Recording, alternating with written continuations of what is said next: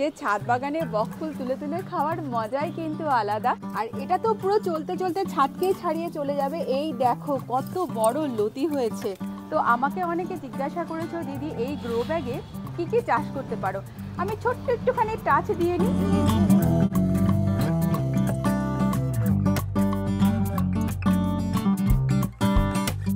High, আমি শর্মিষ্ঠা, চলে এসেছি নতুন একটা ব্লগ নিয়ে। তো আজকে করব হারভেস্টিং, কিন্তু আজকে ফুলের হারভেস্টিং নয়, আজকে শুধুমাত্র সবজি। আমি অনেক কিছু সবজি লাগিয়েছিলাম, তার হারভেস্টিং আজকে আমি করব। তো এই দেখো, এই বক ফুলের ভিডিও আমি বেশ কিছুদিন আগে তোমাদের দিয়েছিলাম। কি যে সুন্দর লাগে দেখতে। বক ফুল তো বাজারে কিনতেই পাওয়া যায়, কিন্তু নিজের গাছের ফুল খাওয়ার মজাই কিন্তু আলাদা। এই দেখো, গাছ ভর্তি ভর্তি হয়ে ফুল এসেছে। কিছুদিন আগে না আমি এই গাছে একটু বিষের পরিমাণটা বেশি দিয়ে দিয়েছিলাম, মানে এত পিঁপড়ে হয়ে গেছিলো, ওই জন্য পাতাগুলো সব পড়ে যাচ্ছে। চিন্তার কোনো কারণ নেই, আবার নতুন পাতা চলে আসবে, ভয় পাওয়ারও কিছু নেই। তো এই দেখো, বক ফুল পুরো সবার খাওয়া হয়ে যাবে। এই যে কি মজা লাগে না দেখতে। নিজের ছাদ বাগানে বক ফুল তুলে তুলে খাওয়ার মজাই কিন্তু আলাদা। বক ফুল থেকে খুব ভালো ডাঁটা হয় জানো। আমি তো গত বছর প্রচুর ফুল হয়েছিল, তো সব ফুল তো তুলে খাওয়া হয়নি। তখন দেখি কি, ও বাবা, বরবটির মতন লম্বা লম্বা ডাঁটা হয়।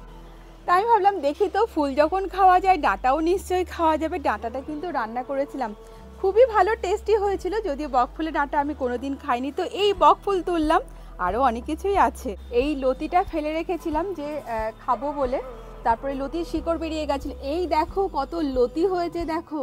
আর এটা তো পুরো চলতে চলতে ছাদকেই ছাড়িয়ে চলে যাবে। এই দেখো কত বড় লতি হয়েছে। আর এই দেখো, এখানে এসো, আয় দেখা, কত ছোট ছোট লতি বেরোচ্ছে। এই দেখো, আমি একটা শর্ট ভিডিও দেখিয়েছিলাম যে এই গাছটাকে আমি এমনি ফেলে রেখেছিলাম, তখন বুঝতে পারিনি যে সেই গাছ থেকে এত লতি বেরোবে।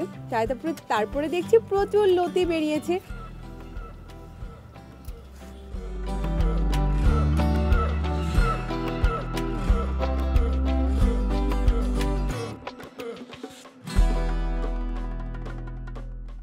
তো গাছে অনেক কারি পাতা হয়েছে।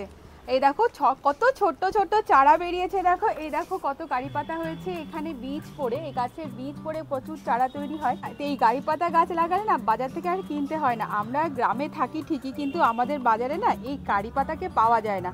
মানুষের বাড়ি থেকে চেয়ে চেয়ে নিয়ে আসতে হতো। তখন আমি ঠিক করলাম যে না, নিজের কারি পাতা গাছ নিজেই লাগাবো। মানে ওটা ছিল ফুলের বাগান, এটা হলো সবজির বাগান তৈরি করেছি। কত সবজি হয়েছে, মানে এগুলো হচ্ছে তোমার পেঁয়াজের চাষ হচ্ছে।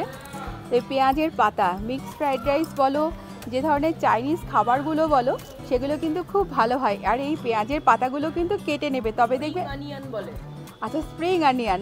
এই পাতাগুলোকে কেটে নিলে কি হবে, খুব তাড়াতাড়ি কিন্তু নতুন করে আবার গ্রো করবে। ওই জন্য এই পাতাগুলো হওয়ার পরে অবশ্যই করে কেটে নিও।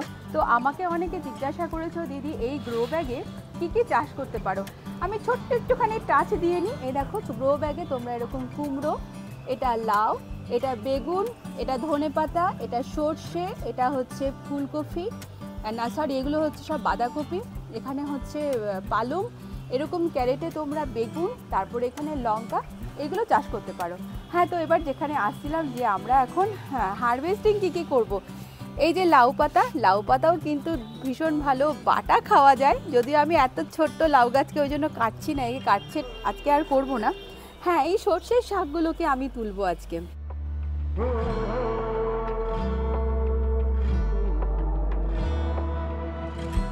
এটা লাগিয়েছি সবসময় তুলবার জন্য নয়, যখন ঘরে টান পড়বে তখন তুলবো। হয়তো রান্না করতে গেলে একটু লাগলো দৌড়ে যাতে দৌড়ে যেতে না হয় তার জন্য। আর এই ধনেপাতা যখন তোমরা তুলবে তখন মাটি থেকে পুরো টেনে তুলবে না, এইভাবে একটুখানি কাঁচি দিয়ে কেটে নেবে। গোড়াটা থাকলে কিন্তু আবার নতুন করে গ্রো করবে। তাই সবসময় এরকম ধনেপাতা কাঁচি দিয়ে কাটার চেষ্টা করবে, শিকড় থেকে তুলে দেবে না। শিকড় থেকে তুলে দিলে আর কিন্তু সেটা তো গজাবে না। তাই সবসময় এরকম কাঁচি দিয়ে কেটে নেবে, দেখবে কত কি হয়ে গেল। আজকে কি হয়েছে বলো তো হারভেস্টিংয়ে? 1 2 3 4 5 6 7 রকমের সবজি তো অলরেডি আমার ঘর থেকেই আমি পেয়ে গিয়েছি। এই যে কত কুমড়ো পাতা হয়েছে, এই কুমড়ো পাতা দিয়ে আজকে পাতুরি খাবো। তাই নিচেকার পাতাগুলো কেটে নিচ্ছি যাতে ওপরের পাতাগুলো কোনোভাবে ক্ষতি না হয়। এই দেখো, কুমড়ো পাতায় পাতুরি খেতে কিন্তু সেই লাগে। তো হলো না, নিজের ছাদ বাগানের থেকে সবজি চাষ করে আবার সে সবজি রান্নাঘর অবধি নিয়ে যাওয়া। তো এই দেখো, কফির যে ঝুড়িতে ছিল সেই ঝুড়িতে দেখো এই শাকগুলো হয়েছে। যদিও আমি এই শাকের নামগুলো এখন এই মুহূর্তে মনে নেই, আমি ভুলে গেছি। তো তোমরা যদি জানো অবশ্যই কমেন্ট সেকশনে জানিও। মানে এগুলো কিন্তু নিজে থেকেই হয়েছে, এগুলোর জন্য এগুলোকে না আমি আর তুলিনি। আর থাক হোক, আপনারা শাক তো খাওয়া যাবে। এই দেখো কত শাক হয়েছে। কিছুদিন আগে দেখিয়েছিলাম এই গাছে প্রচুর লেবু হচ্ছে, একটু সাইডটাকে কেটে দিয়েছি কারণ এখানে সবজি চাষ করব বলে। তাই দু একটা লেবু এখনও গাছে রেখেছি আমি, কারণ এই জন্যই আমি রেখেছি যে হচ্ছে নিজেদের বাগানের মানে নিজেদের প্রয়োজনের জন্য যাতে দু একটা লেবু আমি নিতে পারি। এই দেখো দু একটা লেবু। এই দেখো ঘরে যেই ছোলাগুলো আমরা খাই সেখান থেকে আমরা ছোলার শাক তৈরি করেছি। মানে জাস্ট দেখবো যে জিনিসটা কি হয়। আমি কোনো দিন সবজির চাষ করিনি, এত বছর আমি শুধুমাত্র ফুলেরই চাষ করেছি। এই বছর আমি প্রথম দিনে সবজির চাষ করছি। বাবা বলে কি তোর হাতে জাদু আছে, তুই যেখানেই হাত দিস সেখানেই শোনা হয়। আসল কথা কি বলো তো, গাছপালাকে ভীষণ ভালোবাসি তো চেষ্টা করি। হ্যাঁ, সবসময় যে সাকসেস হই তাও কিন্তু নয়, কিছু সময় তো ফেলিওর হই। যেমন ধনেপাতা লাগিয়েছিলাম, সেবার প্রথমবার সাকসেস হয়নি, দ্বিতীয়বার কিন্তু প্রচুর সাকসেস হয়েছে। এই দেখো কত ছোলার শাক। ওই যে শাকটা তুললাম আগেরটা, ওটার সঙ্গে মিশিয়ে এই ছোলার শাকটা করে খেয়ে নেব।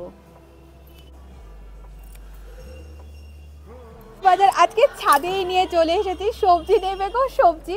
জানি অনেকেই হয়তো বলবে যে ন্যাকামো, কিন্তু নয়, ন্যাকামো ঠিক না।